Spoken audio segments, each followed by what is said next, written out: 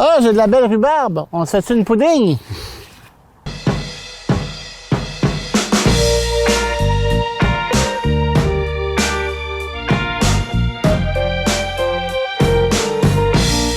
Bonjour tout le monde! Cette semaine, on cuisine des desserts d'été, des desserts un peu traditionnels pour quelques-uns, mais un peu surprenants pour les autres, des desserts qui vont nous faire du bien, qui vont nous rafraîchir, qui vont nous réconforter. Le premier dessert, ce sera un classique des classiques, une fameuse pudding à la rhubarbe. L'été, le début de l'été, c'est la rhubarbe comme petit fruit et c'est toujours bon et intéressant à manger et de plus en plus rare. La seconde recette, je vais vous faire une recette au barbecue. Ça va être un feuilleté avec une crème glacée au pistache et puis une sauce aux cerises noires, des grosses cerises au barbecue glacées. Et puis la troisième recette, bien évidemment, qui dit été, on peut pas faire autrement, on va se faire une crème glacée. Là-dessus, on commence tout de suite avec la fameuse pudding à la rhubarbe. En préface, je suis allé chercher de la rhubarbe dans mon jardin. Donc, tout le monde connaît ça. La façon d'arranger la rhubarbe, on enlève le premier fil comme ça, la feuille de rhubarbe. Puis, moi, j'ai toujours pelé la rhubarbe comme ça, etc. OK? Bon. Maintenant, quand on veut en faire une compote, la rhubarbe, on va la mettre dans un chaudron avec très peu d'eau. OK? Puis, on va porter la rhubarbe à ébullition, tout simplement. Puis, une fois que ça a bouilli, juste un bouillon, un coup, on jette cette eau-là parce que l'eau est très amère. Ça va enlever l'amertume de la rhubarbe. Ça va prendre moins de sucre pour la compoter. Puis, la compote va devenir plus épaisse un peu. Tandis que quand on fait un pudding, ben on n'a pas besoin de faire ça. De toute façon, on va le sucrer. Puis avec de la pâte à gâteau, déjà, ça va le sucrer encore plus. Puis l'effet que le jus de rhubarbe va couler, ça va faire juste une sauce de plus pour manger avec notre gâteau. Donc, j'ai arrangé un petit peu de rhubarbe ici, OK, en dés. On l'a lavé, on l'a coupé en morceaux. Et puis, on va venir remplir notre moule ici. On en met quand même une bonne quantité parce que la rhubarbe, ça diminue beaucoup. On remplit notre bol de rhubarbe. Après ça, on va venir la sucrer parce que la rhubarbe, comme je viens de dire, c'est très amer. Donc, on va rajouter du sucre et on va y aller généreusement.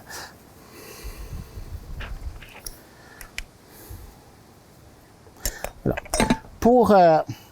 Pour faire des puddings, ça prend souvent soit une pâte au beurre, comme gâteau, ou un gâteau éponge. OK? La recette du gâteau éponge, c'est la recette souvent qu'on va retrouver pour faire un gâteau roulé. Donc, c'est un gâteau qui est texturé, qui est moelleux, qui est dense, et ça va bien aller avec des fruits en pudding parce que les fruits vont rajouter de l'eau. Donc, c'est un gâteau où il n'y a pas de liquide en tant que tel.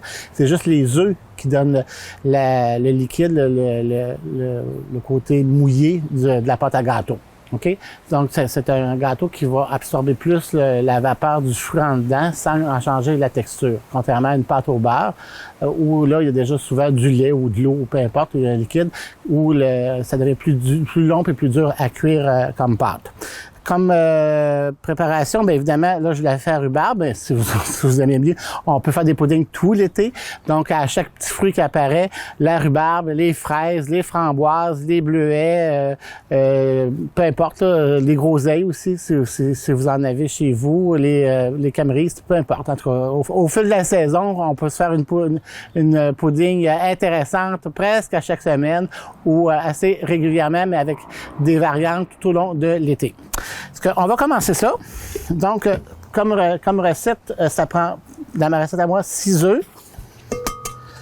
Vous n'oubliez pas, toutes les recettes sont inscrites sur le site de la TVCBF. Vous allez au titre de mon émission, Expressément Cuisine.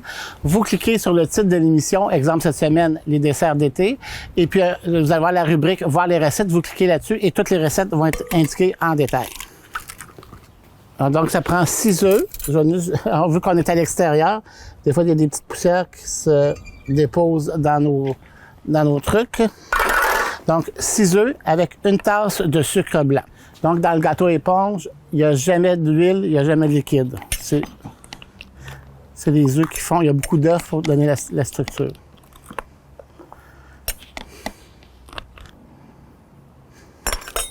Donc, une tasse de sucre, OK?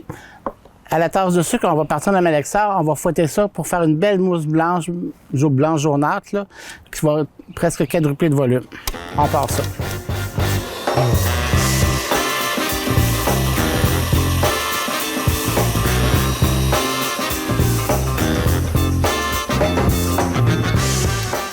Donc, on voit que nos œufs ont bien monté.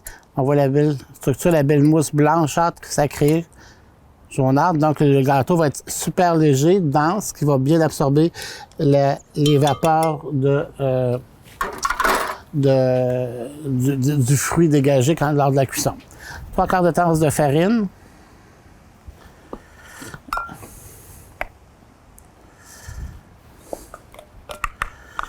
Plus 2 cuillères à table.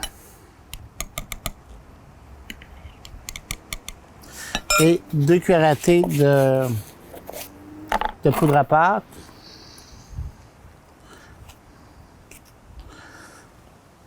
Une pincée de sel. On mélange tout ça comme il faut pour bien répartir la poudre à pâte à travers la farine pour que ça soit tout bien égal. Pour que le gâteau lève également aussi. Puis je vais rajouter à la main ma farine parce que je ne veux pas faire redescendre l'air, tout ce que j'ai incorporé dans les œufs. Tranquillement, pas vite, je vais venir incorporer la farine en pliant la farine à travers les œufs. Ça nous faire une belle pâte très aérienne. Regardez si c'est léger. On voit qu'en ajoutant la farine, la pâte a pris la pâte a pris de la consistance inévitablement. Là. On va venir verser ça ici sur notre rhubarbe.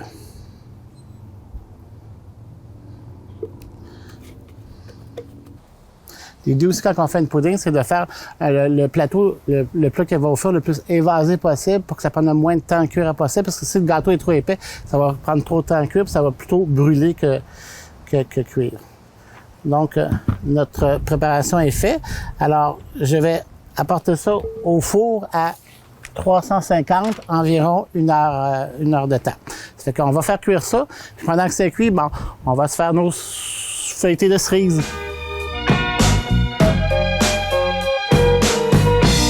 La deuxième recette, c'est les fameux feuilletés à la crème glacée au pistache et à la cerise. On va commencer par faire nos feuilletés. Donc, ce que je vais faire, c'est à partir de la pâte philo, un éventail, un peu comme la main, un éventail pour l'été, thème de l'été, l'éventail. Et puis, sucré, croustillant, qui va faire en sorte que ça va faire notre base pour tenir la crème glacée puis le feuilleté. Donc, ce que ça prend pour le faire, ben pas compliqué, de la pâte philo, du beurre fondu, on va rajouter du sucre à pâtisserie. Du sucre à pâtisserie, c'est, je vais vous montrer, c'est du sucre comme un peu un gros sel, là. OK? Je sais pas si on voit bien, là, mais c'est comme des gros morceaux de sucre, c'est ce qu'on veut avoir pour que ça fasse crunch, puis qu'on a du croustillant vraiment, ce qu'on veut, des textures différentes, là. C'est du croustillant avec la pâte philo, la crème glacée froide, molle, qui coule, puis les cerises chaudes et intéressantes, OK? Donc, pour ça, puis on va mettre quelques amandes aussi. Donc, on va y aller par la pâte philo, toujours la même chose. La pâte philo, on laisse ça congelée. Et puis, une fois qu'on l'a acheté, bien, pour la déjeuner, on le met ça au frigo. Sinon, ça peut être un peu, si on l'a déjà sur le comptoir, un peu cauchemardesque de voir le résultat quand c'est dégelé. Donc, je vais venir l'ouvrir ici. Donc, ça a l'air de ça. Comme ça. Et ça sèche assez rapidement. Donc, on a nos feuilles ici. Ici, pour mettre nos éventails, j'ai une tôle avec un papier parchemin pour pas que ça colle. OK? Donc, je vais commencer par beurrer la première couche.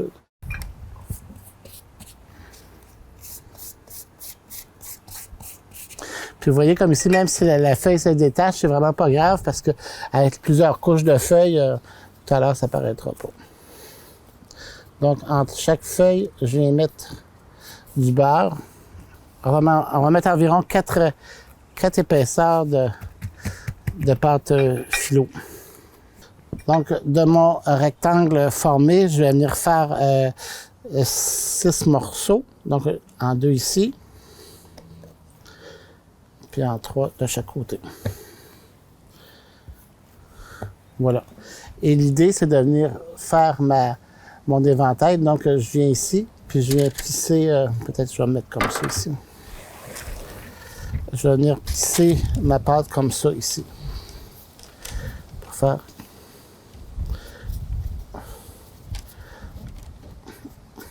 mon éventail. Je ne sais pas si tout le monde voit bien, là. Ici, il va vanter un petit peu. Je vais laisser mon beurre ici parce que ici, je vais en faire un autre. Je vais en faire comme des petits plis, comme ça on faisait de la couture.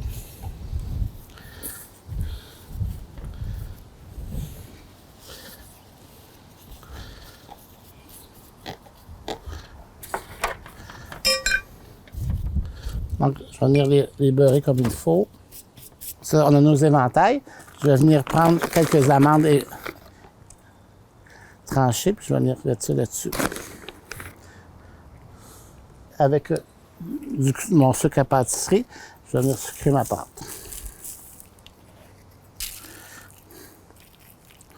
Donc, une fois nos éventails formés, on envoie ça au four. Ceux et celles qui ont des fours à convection, ben, tant mieux. Sinon, le four traditionnel, c'est la même chose aussi. 325, peut-être 8 minutes, 10 minutes, c'est dépendamment du type de four. C'est sûr qu'un four traditionnel, ça fait un petit peu plus long. La convection, normalement, ces temps-là, c'est correct. Jusqu'à temps que la pâte soit bien dorée. Puis après ça, une fois que c'est cuit, on va s'attaquer à notre sauce aux cerises. Voilà ce que ça donne quelques minutes après la cuisson. Donc, 325, 8 minutes, ça va donner exactement ces petits feuilletés-là, ces petits éventails-là, ces petites pattes de canard, vous pouvez les appeler comme vous voulez dans le fond. C'est juste pour faire un contenant pour donner notre crème glacée et notre sauce. Maintenant que c'est fait, cette partie-là, je vais mettre ça de côté et là, on va préparer la sauce aux cerises. Donc, pour faire la sauce aux cerises, ça va prendre évidemment des cerises. Si vous trouvez des cerises congelés, c'est bien. Moi, je les ai pris en conserve ici, là. Les cerises, ça va prendre la cassonade et du beurre. Dans le fond, ce que je veux vous montrer à faire, c'est faire un caramel avec le beurre et la cassonade. Et on va égoutter nos cerises ici. Et les cerises, le bouillon de la canne de conserve, on va le mettre dans le caramel pour faire évaporer, pour que ça soit un caramel encore plus goûteux à la cerise. On va ouvrir ça ici.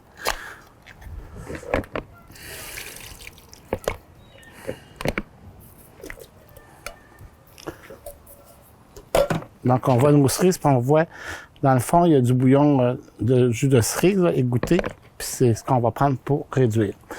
Pour faire le caramel, je vais venir ici. Alors, je vais mettre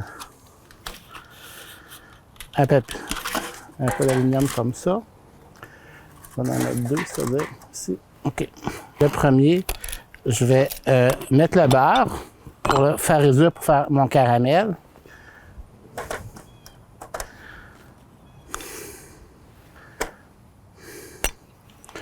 Et dans l'autre, je vais prendre mon jus de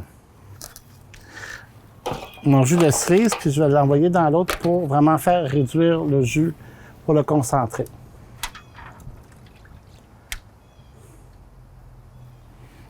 Que je vais laisser bouillir ça un petit peu, faire fondre ça un peu. Parce que je vais rajouter tout de suite ma cassonade, puis ça va cuire en même temps. Donc, on mesure toujours, c'est une tasse de cassonade. Toute la cassonade toujours bien tassée. Je vais venir mélanger tout ça.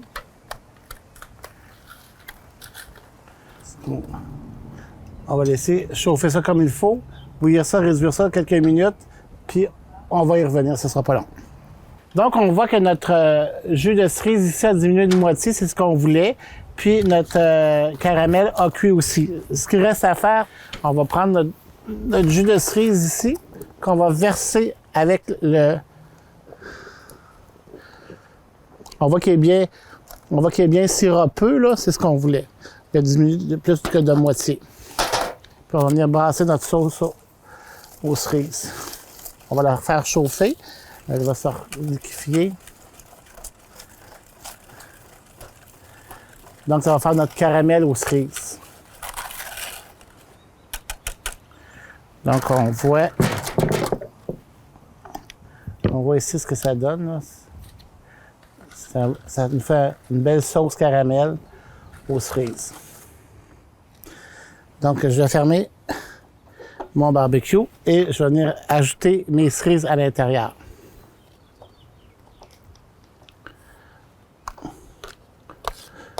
Voilà. On fait juste brasser légèrement. Ça va juste réchauffer un petit peu les cerises, mais tu sais, vous savez, on aurait pu le faire avec des fraises, des framboises, n'importe quoi, là. N'importe quel autre petit fruit. Ça fait des belles cerises, vous allez voir, ça va être délicieux. Parce que, en attendant que ça continue à chauffer, je vais juste mettre le couvert. Je vais aller chercher la crème glacée, puis on se fait un montage de dessert. Donc, j'ai mis la crème glacée au pistache, mais si vous préférez, vous pourriez prendre la crème glacée cerise au Bordeaux, une crème glacée au chocolat, à votre choix. Moi, c'était pour la texture de la pistache que je trouvais intéressant, le côté vert aussi. Fait que je vais mettre une bonne grosse boule de crème glacée. Puis notre caramel aux cerises, vous allez voir, ça sera pas piqué des verres comme dessert. Parce que les cerises ici, vous éteignez le feu parce qu'on veut juste les réchauffer, on veut pas les cuire, hein? On veut qu'ils restent entières. Fait que ce qu'on veut, c'est ça ici, là. Que ça a pas l'air bon. Délicieux.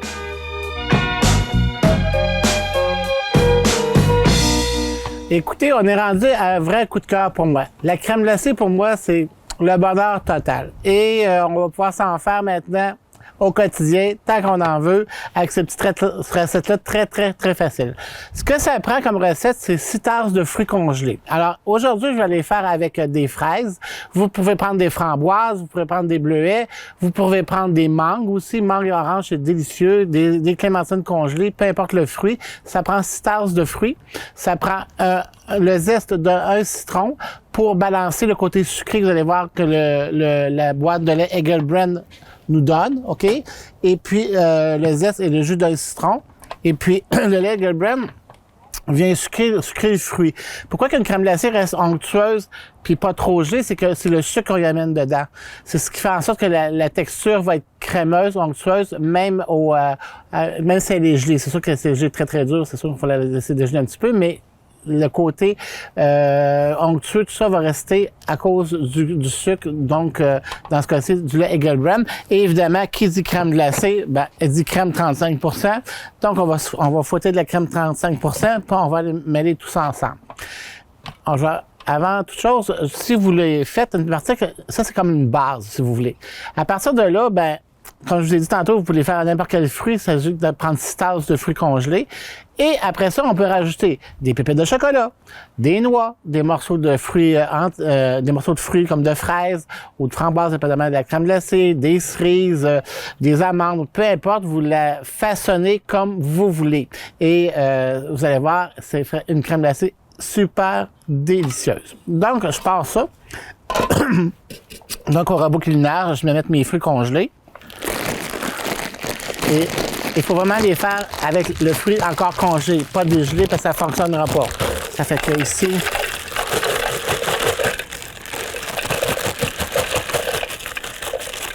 mes fraises. Donc, je vais partir ça et on va les rendre en purée le plus qu'on peut.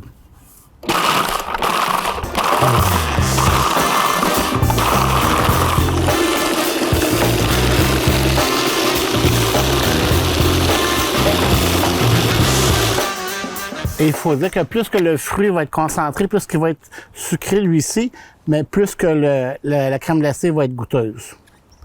Donc, vous voyez, ça fait un peu comme de la neige, là. OK, la fraise fait un peu comme de la neige. Une fois ça fait ici, là, je vais rajouter le zeste du citron.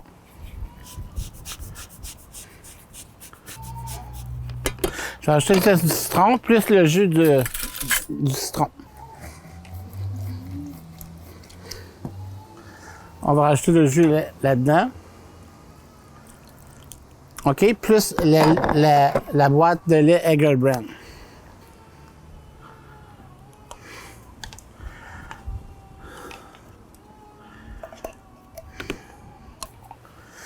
C'est qu'on vient racler tout ça, puis on part le robot. Pendant que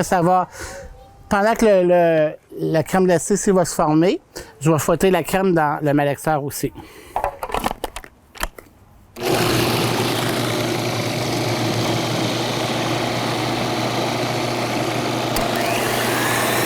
On voit déjà qu'il y a comme une texture de crème glacée qui se forme là, ici dans le robot culinaire.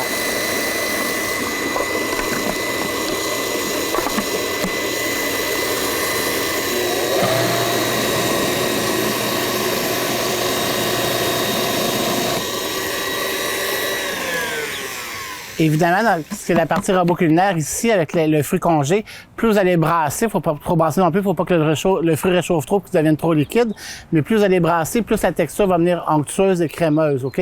Sinon, on va sentir les petits morceaux de fruits, mais c'est quand même pas détestable d'avoir ce petit feeling-là. La crème est faite. On va prendre ici notre partie de crème glacée. La partie de fruits gelés ici. On va venir l'incorporer avec la crème.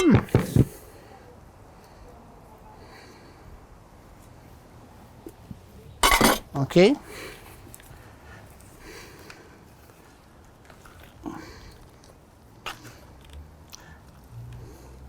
Parce qu'il faut quand même se dépêcher un petit peu parce qu'il ne faut pas que ça fonde non plus.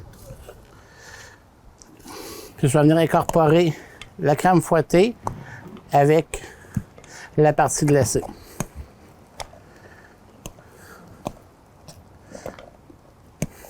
Regardez la belle crème glacée que ça va faire. C'est vraiment délicieux, je vous jure. Quand la crème est bien incorporée avec la partie congée de fruits, exemple dans mon cas ici, c'est là que je viens rajouter des morceaux de fruits ou des noix, des pépites de chocolat. Ici, on peut prendre des fraises. Je vais vous en faire juste une pour vous montrer. Là. Je peux venir rajouter des petits morceaux de fruits à l'intérieur. Ou des noix de chocolat, comme j'ai dit tantôt, peu importe. Bon, on peut continuer comme ça à mettre beaucoup de fruits tant que vous en voulez. L'idée, c'est qu'il ne faut pas que ça dégèle trop. Parce que ça, il faut remettre ça au congélateur. Après ça, environ 6 heures de temps. Parce que je vais prendre un contenant de plastique comme ça ici. Puis, je vais mettre ça ici. Comme ça. Puis, je vais mettre le couvercle et j'envoie ça dans le congélateur pendant 6 heures de temps. Ça fait que, restez là, je vais aller chercher l'autre au congélateur. Puis, on va manger la crème glacée. Alors, on est rendu à la finale avec notre fameux pudding à la rhubarbe. Bien cuit, tout ça, bien moelleux, comme vous pouvez voir, il est bien tendre. Je vais mettre un petit peu de sucre en poudre sur le dessus pour le décorer un petit peu. Et puis, je vais vous montrer un morceau de pudding. Tiens. Voilà, notre fameux pudding à la rhubarbe. Je vais vous rouler à l'envers pour vous montrer que la rhubarbe est bien cuite, tout ça. Ça fait que donc, ça va être délicieux avec la crème glacée extraordinaire, ça d'une part. Et puis, notre fameuse crème glacée aux fraises, là, avec la chaleur qui fait ici, la crème glacée a fondu un petit peu, mais quand même, je vais vous montrer de quoi ça peut avoir l'air. Tiens. Voilà, c'est un peu mou. Désolé, il fait chaud dehors, c'est l'été. Ça fait que bonne semaine, amusez-vous bien, faites de la crème glacée en masse. Bon été!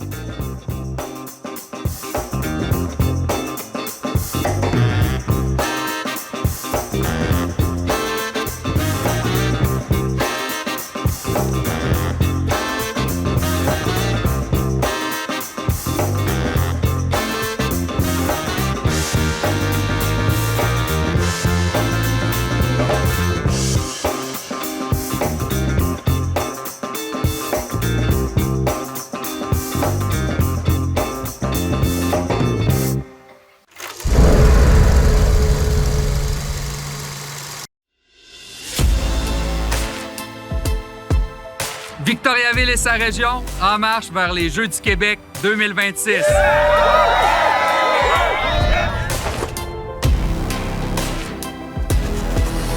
Victoriaville et sa région, en marche pour les Jeux les plus verts de l'histoire.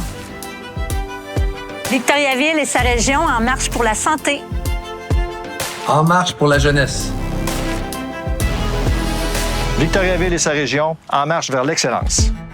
Alors, mon nom, c'est Éric Lecomte. Je suis commerçant au centre-ville de Victoriaville depuis 1991. Définitivement que le sport, c'est un équilibre pour moi. Ça m'amène à avoir une discipline d'entraînement, puis ça m'amène un équilibre dans ma vie. Victoriaville, on a une belle ville. On a les bonnes infrastructures pour recevoir les Jeux du Québec. On a des gens dévoués qui vont être disponibles pour faire du bénévolat, j'en suis certain. Donc, on est la ville parfaite pour les Jeux du Québec.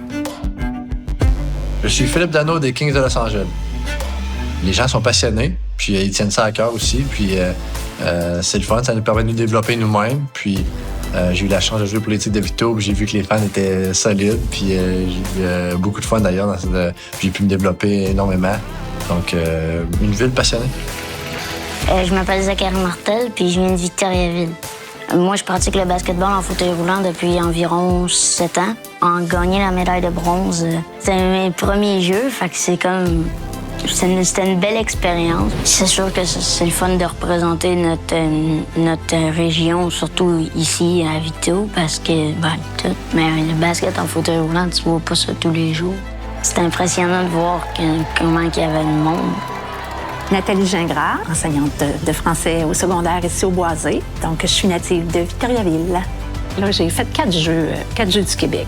On était très fiers, là. J'ai des beaux souvenirs aussi parce que les gens que j'ai côtoyés, on les revoit quelques années plus tard, puis on a tellement vécu beaucoup de choses que c'est toujours... C'est des beaux moments d'échange aussi entre les athlètes. Je me souviens qu'on s'échangeait nos chandails, des écussons.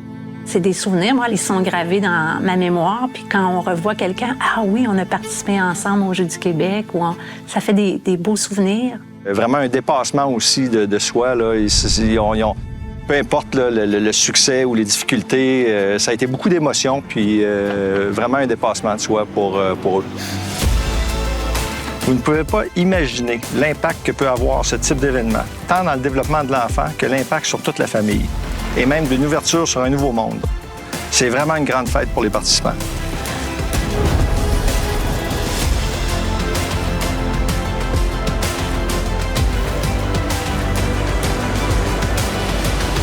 Victoriaville et sa région, en marche vers les Jeux du Québec 2026.